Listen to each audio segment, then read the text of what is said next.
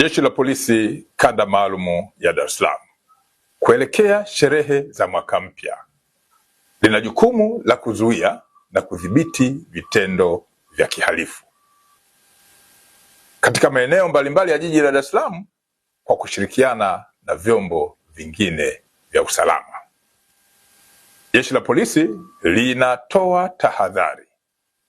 kwa wananchi wenye tabia ya kuchoma matairi barabarani,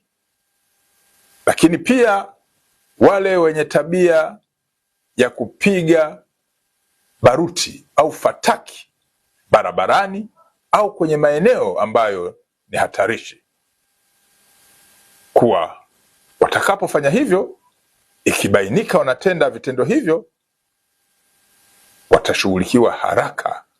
kwa kadri inavyowezekana, huku jeshi likizingatia misingi ya kisheria. Jeshi linapiga marufuku uchomaji wa matairi barabarani,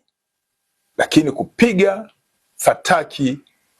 au baruti kwenye maeneo ambayo hayakupewa vibali kulingana na mazingira ya kiusalama. Aidha, Jeshi la Polisi Kanda Maalum ya Dar es Salaam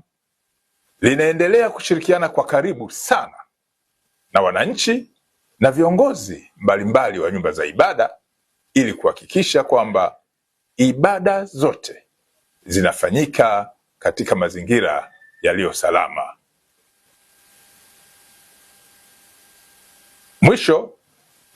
Jeshi la Polisi Kanda Maalum ya Dar es Salaam linaendelea kuwakumbusha wananchi kuwa makazi ya wananchi, lakini pia ofisi mbalimbali pamoja na maeneo ya biashara yasiachwe wazi bila kuwa na uangalizi katika kipindi hiki cha sikukuu, lakini hata katika vipindi vingine mbalimbali vya shughuli za kiuchumi na za kijamii. Polisi Dar es Salaam inawatakia kila la heri wananchi wote wa Dar es Salaam na Tanzania kwa ujumla kusherehekea kwa amani sikukuu hii.